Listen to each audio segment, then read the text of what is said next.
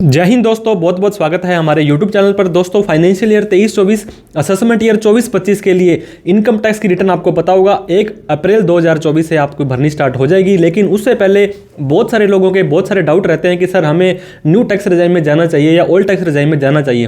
दोस्तों, इसका कोई भी स्ट्रेट फॉरवर्ड आंसर नहीं होता है कि आप न्यू में जाइए या ओल्ड में जाइए। हम ऐसे किसी को भी नहीं बता सकते हैं अनलेस जब तक कि हमें यह पता लगे कि उनकी इनकम कितनी है, उनकी डिडक्शंस कितनी है, उनकी एग्जम्पशंस कितनी है, मतलब टैक्सेबल इनकम कितनी आ रही है, उनकी डिडक्शंस कितनी आ रही है। उसके बाद ही ये डिसाइड हो सकता है कि आपको न्यू में जाना चाहिए या ओल्ड में जाना चाहिए। तो आपकी सारे की सारी क्वेरियों को दोस्तों हम एक इस वीडियो के अंदर जो हम एक एक्सेल का आपको एक यूटिलिटी देने वाले हैं, इसके अंदर मात्र 2 मिनट के अंदर जब आप अपना सारा का सारा उसका अंदर डेटा डालेंगे तो आपको लास्ट के अंदर एक रिजल्ट मिलेगा, एक रिकमेंडेशन मिलेगी कि आपको न्यू टैक्स रेजाइम में जाना चाहिए या ओल्ड टैक्स रेजाइम में जाना चाहिए। तो मेक श्योर दोस्तों आप इस वीडियो के लास्ट तक बने रहें ताकि आपको भी पता लग जाए कि आपकी इतनी इनकम और इतनी डिडक्शन के हिसाब से आपको ओल्ड टैक्स रेजाइम बेटर रहने वाली है या न्यू टैक्स रेजाइम बेटर रहने वाली है। इस एक्सेल की यूटिलिटी का दोस्तों जो आपको लिंक है वो हम डिस्क्रिप्शन बॉक्स में दे देंगे ताकि आप भी इसे डाउनलोड कर लें, इसे भर के देखें। हालांकि marginal relief income tax department ने इंट्रोड्यूस किया गया था, जहां पर अगर आप न्यू टैक्स रेजाइम में जाते हैं और आपकी इनकम 7 लाख रुपए से थोड़ी सी भी ऊपर चली जाती है, फॉर एग्जांपल अगर आपकी इनकम 7,02,000 रुपए है तो आपको पहले 87A के अंदर 25,000 रुपए की रिबेट नहीं मिलती थी। लेकिन अब क्या डिपार्टमेंट ने किया है, अगर आपकी इनकम 7,02,000 रुपए फॉर एग्जांपल है तो आपको 7 लाख से जितना ऊपर इनकम बनती है, जैसे कि 2,000 रुपए है तो 2,000 रुपए ही टैक्स देना है, मतलब 25,000 रुपए का टैक्स आपको नहीं देना है। 2,000 का देकर के 23,000 रुपए की रिबेट आप फिर भी सेक्शन 87A में ले सकते हैं, जो इस यूटिलिटी में हो सकता है कवर ना हुई हो।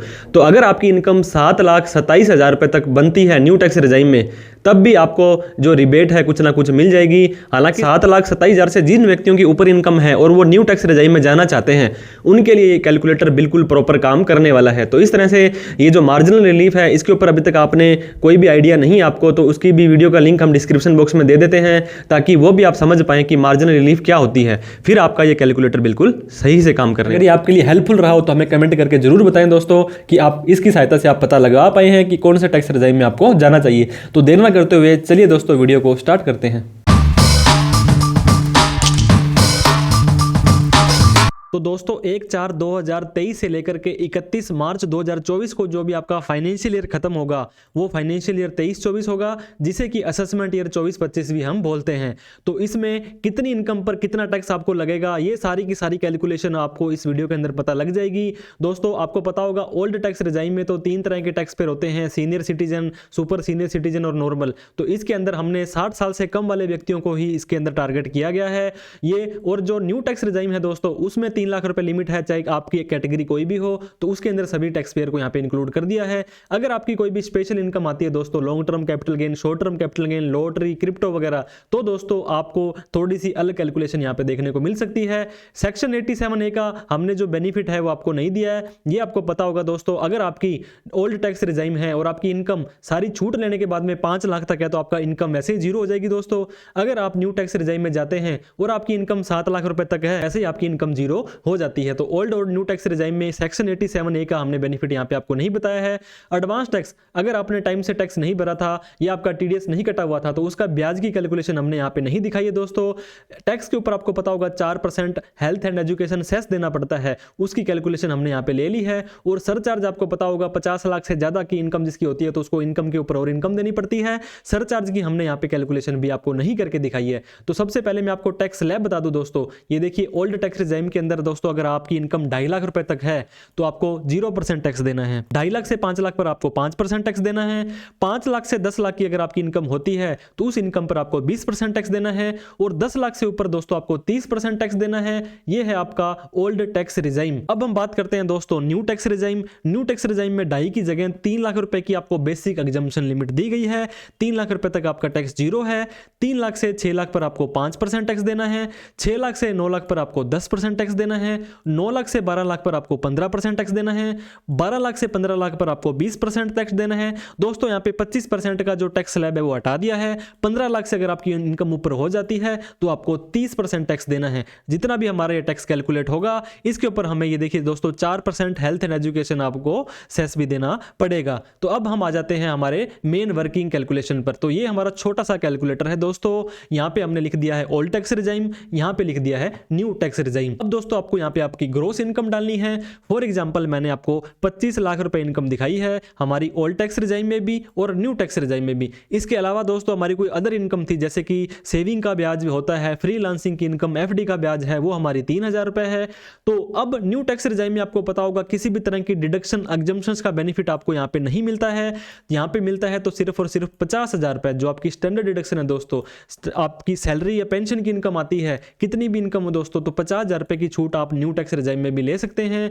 तो दोस्तों 25 लाख में से 25,03,000 हो गया और 50,000 की अगर हमको छूट मिल जाती है तो 24,53,000 रुपए की हमारी टैक्सेबल इनकम आ गई। मतलब इतनी इनकम पे हमें टैक्स देना पड़ेगा। अब दोस्तों ये देखिए हमारा ओल्ड टैक्स रिजाइम, इसके अंदर आपको 80C की 1.5 लाख की छूट मिल जाएगी। सपोज आपकी अगर छूट 1 लाख रुपए है तो आप 1 लाख भी यहाँ पे डाल सकते हैं। 80D के अंदर हेल्थ इंश्योरेंस दोस्तों आपका, आपके पेरेंट्स का, फैमिली का सारा मिलाकर अगर 25,000 है तो यहाँ पे ये डाल सकते हैं। स्टैंडर्ड डिडक्शन की छूट आपको पता होगा ओल्ड और न्यू दोनों में मिलती है। होम लोन के अंदर दोस्तों अगर आपका कोई इंटरेस्ट है, आपको पता होगा 24B के अंदर सेल्फ ऑक्यूपाइड प्रॉपर्टी का, अगर आपका सपोज करो 50,000 रुपए की छूट यहाँ पे भी आप ले सकते हैं। NPS 80CCD1B के अंदर अगर आप जाते हैं दोस्तों तो यहाँ पे 50,000 की छूट मिल जाएगी। इसके अलावा HRA की छूट आप 2 लाख लेना चाहते हैं, 80TTA इस 3,03,000 में 100 एग्जाम्पल 2,000 रुपये आपका अगर सेविंग का ब्याज है तो उसके अलावा भी कोई और डिडक्शन है दोस्तों तो वो भी आप डाल देंगे तो 4,77,000 रुपये आपकी डिडक्शन टोटल हो जाएगी। और ये 25,03,000 रुपये में से घटाने के बाद में दोस्तों 20,26,000 रुपये रह जाएगी। मतलब यहाँ पे आपको 24 लाख पे टैक्स देना है, यहाँ पे आपको 20 लाख पे टैक्स देना है। टैक्स की कैलकुलेशन दोस्तों ये देखिए ऑटोमेटिक ही हमारा सिस्टम करके दे रहा है। ओल्ड टैक्स रिजाइम तो जो हमारा था इसके अंदर 20,26,000 रुपये के ऊपर आपको टैक्स देना है। वो आपको पता होगा 2.5 से 5 पर इतना, 5 से 10 पर इतना और उससे ऊपर इतना बन जाएगा तो 4,20,000 टैक्स बनता है। इसके ऊपर 4% और टैक्स देना पड़ेगा तो 4,37,000 रुपये दोस्तों हमारा बन जाता है।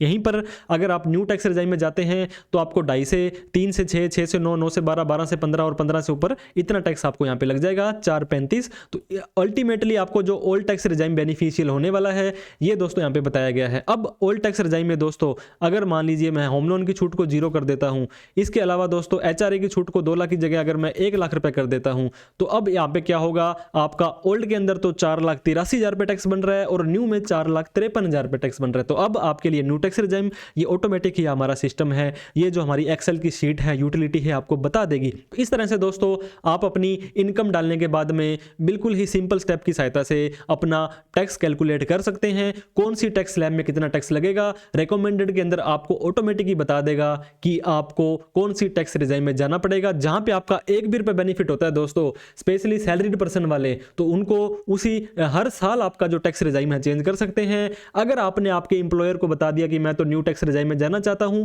उन्होंने आपका TDS न्यू टैक्स रिजाइम में काट लिया, अब आप ITR भरते समय दोस्तों जरूरी नहीं है कि आपको न्यू टैक्स रिजाइम में ही भरनी है, आप ओल्ड टैक्स रिजाइम में भी अपनी ITR भर सकते हैं। ये आपके लिए बिल्कुल स्वतंत्रता है, हर साल आप अपना टैक्स रिजाइम चेंज कर सकते हैं। तो आपको दोस्तों इस येलो जो कलर है यहां पर ही आपको डाटा डालना है और आपको अपनी कंपैरिजन बिल्कुल ही 2 मिनट के अंदर पता लग जाएगा। वीडियो देखने के लिए बहुत बहुत धन्यवाद दोस्तों। ये वीडियो अच्छी लगी हो तो लाइक जरूर करें, हमें सब्सक्राइब नहीं किया है तो प्लीज सब्सक्राइब कर लें दोस्तों। इस तरह की इन्फॉर्मेटिव वीडियो हम आपके लिए लाते रहते हैं और हमारा भी हौसला बढ़ जाएगा। इस कैलकुलेटर की जो दोस्तों डाउनलोड करने की जो लिंक है वो आपको डिस्क्रिप्शन बॉक्स में मिल जाएगी, वहां से डाउनलोड करके आप भी 2 मिनट के अंदर आप अपना कितना टैक्स लगता है, कौन सी टैक्स रिजाइम में जाना आपके लिए बेनिफिशियल है, ये आप चेक कर सकते हैं। Thank you so much for watching this video. जय हिंद, जय भारत।